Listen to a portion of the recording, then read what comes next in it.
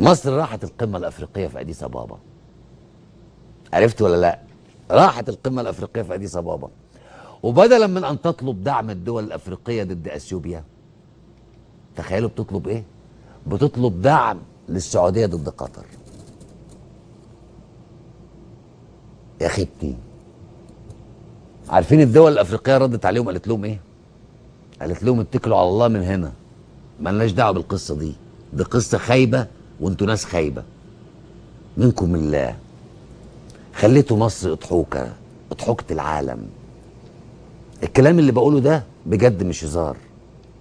مصر بقت تشتغل السكرتير الخاص للسعودية، تدافع لها عن الأرض ضد القضاء المصري. الحكومة بتاعتها تدافع لها عن الأرض، والسعودية ما نطقتش نطق واحد. ودلوقتي بيطلبوا من أفريقيا دعم السعودية ضد قطر. بيلفوا على دول أفريقيا عشان يقنعوهم بمقاطعة قطر والوقوف مع السعودية. شفتوا يا اخوانا مصر؟ شفتوا يا مصريين المسؤولين المصريين بيعملوا ايه؟ مصر اللي كانت بكلمة منها تهز افريقيا، جه اليوم اللي بقت فيه تابع للكفيل الخليجي ولأي حد يديها رز. دول الخليج اللي كانت بتعتبر مصر الأخت الكبرى بقت تعتبر مصر تابعة سكرتيرة ليها تنفذ أوامرها. أحد المعارضين اما بيقولوا له، هم بيجيبوا سيره حتى في المصالحات وقطر بترد على دول التعاون الخليجي، ما بيجيبوش سيره مصر خالص. فبيقولوا ليه مش هم 4 دول؟ قال له لا، هم 3 دول، مصر دي تابعه والتابعين لا يذكروا. شفتوا بقينا ايه يا ولاد البلد؟ شفتوا بقينا يا شعب مصر بقينا ايه؟ على ايد السيسي مصر بقى لا ليها قيمه، لا في افريقيا ولا في الخليج. الجزائر وقفت قدام الطلبات المصرية وأجهضت مخطط دول الخليج لمقاطعة قطر، ومصر خلاص بيحكمها واحد واطي ومعاه شوية واطيين وشوية معرضين وشوية ناس فاقدين للنخوة والدين والكرامة. في خبر النهارده بقى عن وقوع عمليه ارهابيه في قريه البليده بمركز العياط، اسفر عن استشهاد 3 افراد من القوات المسلحه المصريه بعد اطلاق مجهولين النيران عليهم اثناء تواجدهم فين؟ بكارتة الطريق في محطه تحصيل رزوم وموازين. 3 افراد من القوات المسلحه في كارتة بالعياط. الخبر بيقول انهم 2 ضباط على المعاش، واساميهم العقيد خالد عبد العزيز والنقيب زكريا عبد الفتاح. انا بس ايه بجيب لكم سيره المعاش دي ليه؟ عشان بقول لكم الحكم العسكري كل اللي بيخرج على المعاش بيحطوه في وظيفه على قد ايه رتبته. اللواء محافظ ورئيس حي ومش عارف ايه وشركات قابضه حسب التقريب للايه، للمجلس المتنيل على عينه العسكري اللي بيقولوا عليه. والنقيب والمقدم والمش على الكارته، على الكارته بتاعت الطرق والحاجات اللي زي كده. الغريبه بقى ان يعني جماعه ارهابيه تستهدف ضباط على المعاش ليه؟ وايه سبب تواجد 2 ضباط على المعاش في نفس الوقت عند كارت التحصيل على طريق سريع؟ يعني الحادثه مدبره. هل الضباط دول كانوا مش موافقين على قرارات عسكريه مثلا فتم احالتهم عن المعاش وبعد كده صفوهم؟ هل الارهابيين دول اغبياء مثلا لدرجه انهم مش بيفرقوا بين اللي موجود في الخدمه واللي طلع عن المعاش؟ يعني طب خلونا في سيناريو تاني.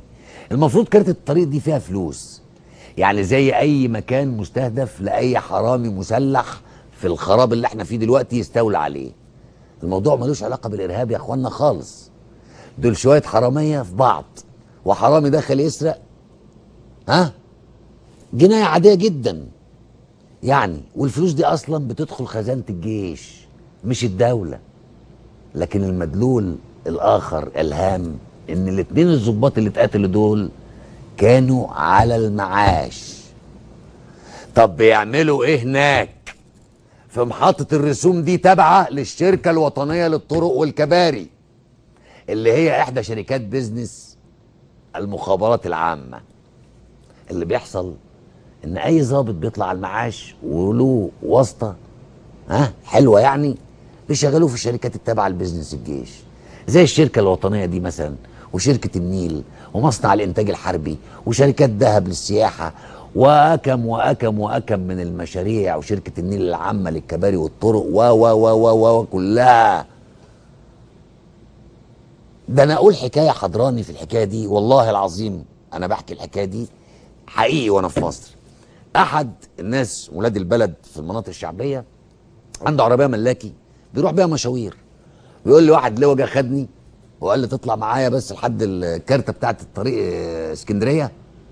طلعت معاه، بيقول لي طلعت معاه يا استاذ هشام، نزل جاب كرتونه فلوس وحطها في العربيه، ما سالتش انا، ومشيت وصلته البيت وطلعت معاه شايل له كرتونه الفلوس، قام ملفح ايده في باكو ومديهوني. قال لي الفلوس دي يا استاذ هشام هو يعني محتاج مصروف للبيت، راح خدهم كده وملهاش صاحب يعني ولا ايه؟ وبعدين اداني 1000 جنيه. عصابات، كل ناس ماسكه منطقه وكلك منها عيش. ده الحكم العسكري اللي بكلمكم عنه، مش جيشنا، مش ولادنا، مش مؤسستنا اللي احنا بنصرف عليها. دي العصابات وكلها لواءات وكلها محالين على المعاش. يعني بجانب معاشه وامتيازاته ومكافأة نهاية الخدمة كمان بيوظفوه بمرتب جديد خالص في الشركات دي. لما جاء السادات النائب في مجلس الشعب وبيتكلم عن المعاشات، ما هم بياخدوا معاشات قد كده ونشغلوهم وظائف ياخدوا رواتب، شالوه من مجلس الشعب، وعبد العالي اتنفض وقال له لا اسمح لك ان تتكلم، لابد ان ننحني، وشالوه. وطبعا بيكون مرتب كويس جدا. تخيل بقى واحد انهى خدمته طلع معاش، يقوموا يوظفوه تاني وياخد مرتبين من الدولة، في الوقت اللي فيه ملايين الشباب مش لاقيين شغل ومرمين على القهاوي وعمرهم بيضيع. يعني من الاخر، لا هي عملية ارهابية ولا يحزنون، عملية سرقة من حرامي بيسرق حرامي اكبر منه. ده الموضوع اللي عايز اوصله لكم. عايز اوريكم صورة بقى لاحد صفحات الجرايد المصرية، صورة اعلان لمؤسسة الكبد. بصوا معايا كده، مؤسسة الكبد المصري جمعية رعاية مرضى الكبد بالدقهلية تهنئ الشعب المصري والقائد والملهم، مش كده، والملهم والمعلم، وتهنئ الرئيس عبد الفتاح السيسي بالذكرى الرابعة لذكرى 30/6. تخيلوا مؤسسة بتجمع تبرعات لعلاج المرضى، بدل ما تصرف كل قرش على الدواء والتجهيزات تقوم تعمل اعلان معرض بالشكل ده، تهنئة للخسيس عبد الفتاح بلحة. طب مش كام الف اللي اتدفعوا في الاعلان ده اولى بيهم المريض اللي بتجمعوا له تبرعات؟ يا معرضين. الواحد هيخرج عن شعوره وهيشتم باسفل ال... يعني اسفل الالفاظ. يعني تطلبوا مننا تبرعات تهنوا بيها بلحة في الصحف على حساب المتبرعين وعلى حساب المرضى الغلابة. الغريبة بقى ان ما عندهمش دم ولا خشة، حاطين رقم تليفوناتهم تحت الاعلان عشان الناس تتبرع تاني. تخيلوا دول ناس تصدقوهم؟ اهو تحت اهو على الصورة بتاع التهنئة الاعلان اللي مدفوع فيه الافات، حاطين ابعت رسالة ب5 جنيه تتبرع بيها المؤسسة النصابة دي. معلومة كده على الطاير حبيت اوصلها لكم يعني. جمال شيحة بقى اللي اسمه مكتوب في الاعلان ده كان بتاع جهاز الكفتة بتاع أبو عاطي. فاكرين جهاز الكفتة؟ جهاز الكفتة اللي تبنته المخابرات المصرية، اللي تبنته القوات المسلحة، عشان تعرفوا كل كذب وكل وهم كانوا بيعيشونا فيه. القوات المسلحة لابد أن يحاكم جنرالاتها من أول السيسي لعبده طرطور، ولا طرطور اللي كان المؤقت ده، يتحاسبوا على عبعاطي والخداع اللي خدعوا بيه المرضى وخدعوا بيه شعب مصر. يعني المفروض الافاق ده يبقى مشرف في السجن او على اقل تقدير مفصول من عمله، بس كان الجنرالات اللي وافقوا والسيسي كل دول هيتحاكموا ان شاء الله. بس التعريض ليه مفعول السحر، ممكن تلاقي نفسك بكره رئيس برلمان زي عبعال.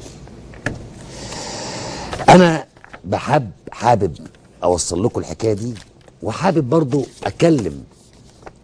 يعني هخش على بتوع الرياضه الاول، الرياضيين واللي كان ليهم شأن ومش محتاجين.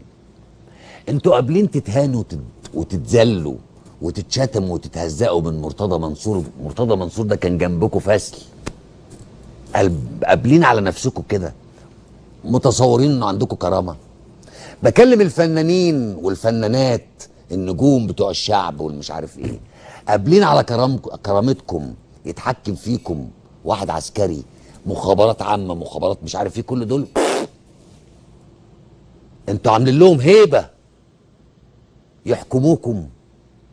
قابلين على كرامتكم. بكلم كل مواطن شريف في مصر، قابل على كرامتك يتحكم فيك الناس دي. قابلين على كرامتكم الذل والمذله والمهانه اللي انتوا فيها دي. يا روح ما بعدك روح، هتورث لاولادك ايه؟ العار. فلوسك وملايينك وسلطتك او منصبك اللي انت فيه في نهايته عار، لانك خدمت ناس واطيه، لانك عرضت سوري بقى لناس واطيه. وبقول للشباب 25 يومكم جاي يا شباب مصر، ثورتكم مستمره ولساها ثوره. وهقول لكم كلمه عمنا صلاح جاهين: انا شاب عمري 1000 عام، وحيد وبين ضلوعي زحام، خايف لكن خوفي مني انا اخرس، لكن قلبي مليان كلام. انا عارف ان قلبكم مليان كلام، قلبكم مليان احلام لمصر، وان شاء الله هتحققوها. قوموا بقى يا روح ما بعدك روح، قوموا بقى. مش عارف مستنيين ايه؟ مستنيين ايه يا كل شعب مصر؟ انا بخاطب شباب مصر اللي هم شعب مصر الجديد، اللي هم شعب يناير. بقول لكم اليأس بالنسبة لكم علمته لنا انه خيانة.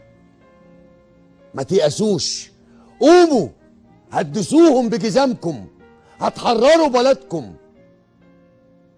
وهقولها معاكم: يسقط كل عميل، يسقط كل خاين، يسقط حكم العسكر. أسيبكم على خير وأشوفكم بكرة إن شاء الله. السلام عليكم.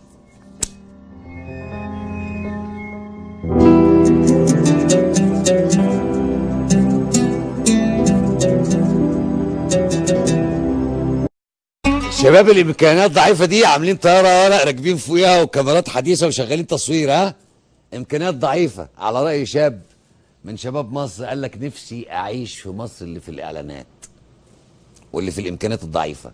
طبعا دي امكانيات مخابراتيه. شايفين الفيديو ابو امكانيات ضعيفه؟ جودته عاليه جدا، لقطات كتيره جدا زي ما شفتوا كده متصوره بطيارات، وجايبين شخصيات عامه كتير. عايزين تعملوا فيديو دعائي، اعملوا فيديو دعائي واكتبوا في اخره: هيئة الشؤون المعنوية للقوات المسلحة والجهات السيادية. بس بلاش جو الشباب المصريين دول ومتطوعين وامكانيات محدودة، ها، عشان ما عادش ياكل مع الناس. ما احنا شفنا الشيشي وهو مجتمع بالشباب اللي بيقول عليهم شباب مصر. ها، حاجات كتير، فضايح كتيرة يعني. والنبي يا عم بتاع الجهازة السيادية، خف بقى من العته بتاعك. الفيديو ده لو شفته كامل هتلاقوا شوية انجازات. ايه طبعا انتوا شفتوها. يعني مثلا فيروس سي، كم حي سكن اتبنوا لسكان العشوائيات؟ صحيح اخدوا مكانهم ارض قد كده وهيبيعوها للامارات طبعا والخليجيين الخلايجه بمليارات. بس ماشي، بذمتكم مش حاسين ان الانجازات اللي بتقولوا عليها دي لو صحت يعني هتفضل برضو ولا حاجة جنب اللي عملتوه. مصر في 1095 يوم خدت فيهم أكتر من 35 قرض. دي الإنجازات بقى اللي نتكلم عليها. 1095 يوم خدت أكتر من 35 قرض بحوالي 50 مليار دولار. عملت بيهم إيه؟ شوية فناكيش، شوية مشاريع على الورق مخبيهم من الأشرار، ومشروعين 3 هيبقوا حاجة مشرفة الصراحة. لو محافظ اسكندرية مثلا كتبهم في إنجازاته، مش رئيس جمهورية بايع جزيرتين وقابض ومستلف من طوب الأرض وشاحت ومعوم الجنيه وبيفرض على المصريين ضرائب جديدة كل يومين، يعمل لهم مفاجأة ويعلي في الأسعار ويشيل دعم ويفرض ضرائب. لو عايز إنجازاتك ممكن نقولها لك يا بلحة. حكمت 1095 يوم كانوا أسود أيام عدت على مصر وعلى المصريين. 1095 يوم فقر وقلة قيمة، مفيش يوم فيهم عدى من غير ما واحد ينتحر من الفقر وقلة الحيلة. 1095 يوم خلوا مصر اللي كان العالم كله بيعمل لها حساب بقت مسخة قدام العالم، ملهاش أي قيمة. دولة ديكتاتورية عسكرية قمعية بيحكمها جنرال وجنرالاته المخبولين. جنرال فاكر نفسه نبي منزل، فيلسوف العالم، والعالم كله عارف انه اهبل وعبيط.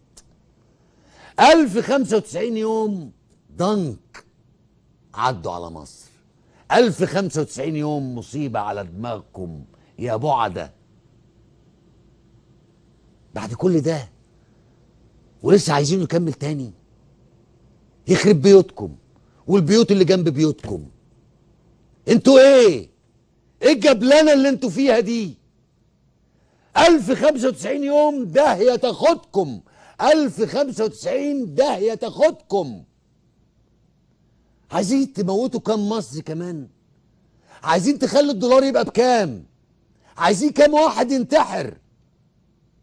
عايزين تقتلوا كام شاب كمان؟ عايزين تبنوا كام سجن؟ عايزين تبيعوا ايه تاني من ارض مصر؟ عايزين ايه تاني من المصريين؟ منكم لله روحوا يا بعدة، الهي تخرجوا على ظهركم ورا السيسي بتاعكم اما يخرج على ظهره ان شاء الله.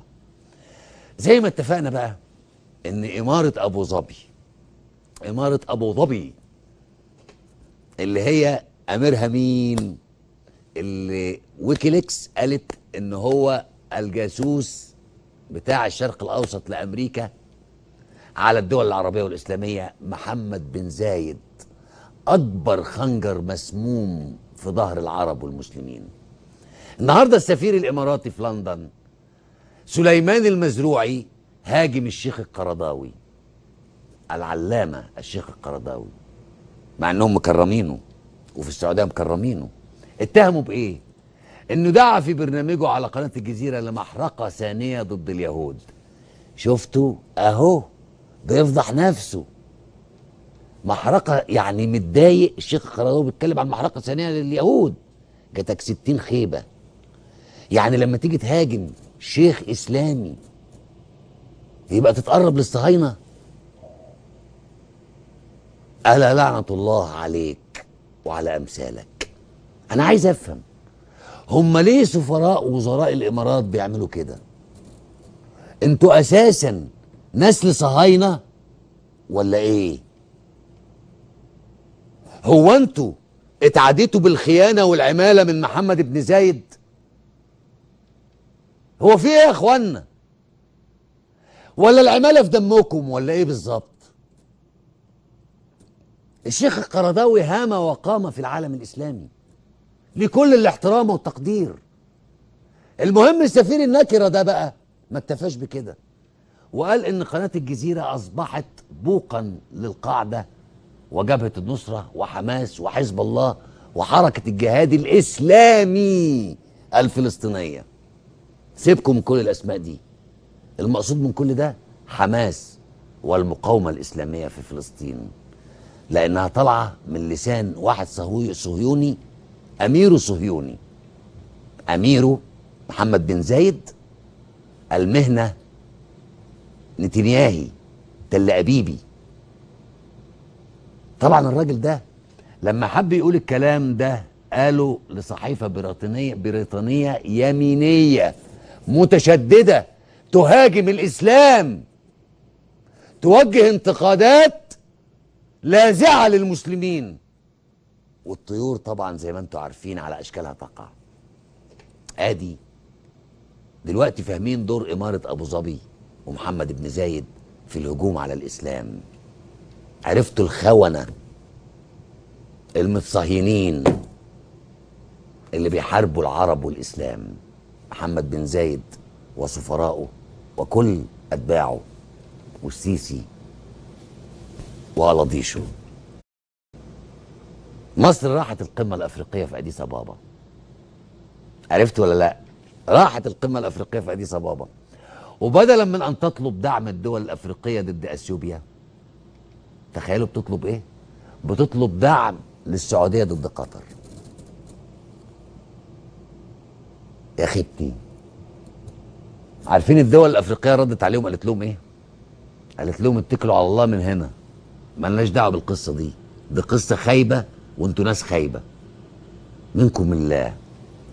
خليتوا مصر اضحوكة، اضحوكة العالم. الكلام اللي بقوله ده بجد مش هزار. مصر بقت تشتغل السكرتير الخاص للسعودية، تدافع لها عن الأرض ضد القضاء المصري. الحكومة بتاعتها تدافع لها عن الأرض، والسعودية ما نطقتش نطق واحد. ودلوقتي بيطلبوا من أفريقيا دعم السعودية ضد قطر. بيلفوا على دول أفريقيا عشان يقنعوهم بمقاطعة قطر والوقوف مع السعودية. شفتوا يا اخوانا مصر؟ شفتوا يا مصريين المسؤولين المصريين بيعملوا ايه؟ مصر اللي كانت بكلمة منها تهز افريقيا، جه اليوم اللي بقت فيه تابع للكفيل الخليجي ولأي حد يديها رز. دول الخليج اللي كانت بتعتبر مصر الأخت الكبرى بقت تعتبر مصر تابعة سكرتيرة ليها تنفذ أوامرها. أحد المعارضين أما بيقولوا له، هم بيجيبوا سيرة حتى في المصالحات وقطر بترد على دول التعاون الخليجي، ما بيجيبوش سيرة مصر خالص. فبيقول له ليه مش هم 4 دول؟ قال له لا، هم 3 دول، مصر دي تابعة والتابعين لا يذكروا. شفتوا بقينا ايه يا ولاد البلد؟ شفتوا بقينا يا شعب مصر بقينا ايه؟ على ايد السيسي مصر بقى لا ليها قيمة، لا في افريقيا ولا في الخليج. الجزائر وقفت قدام الطلبات المصرية واجهضت مخطط دول الخليج لمقاطعة قطر،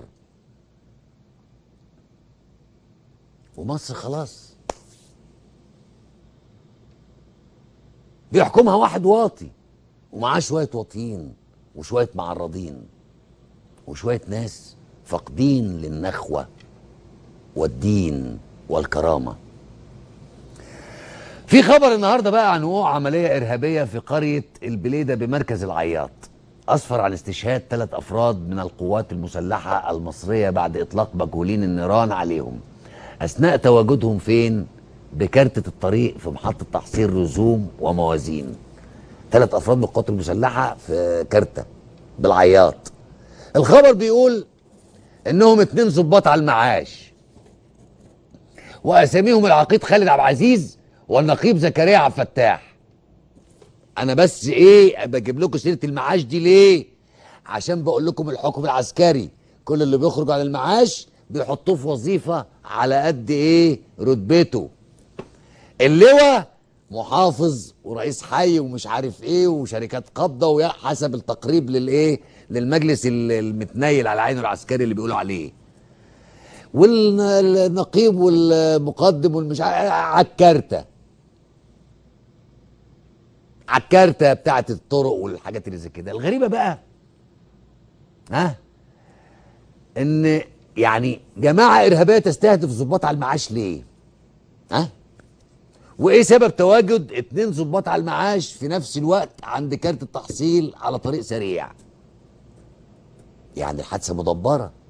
هل الضباط دول كانوا مش موافقين على قرارات عسكرية مثلا فتم احالتهم عن المعاش وبعد كده صفوهم؟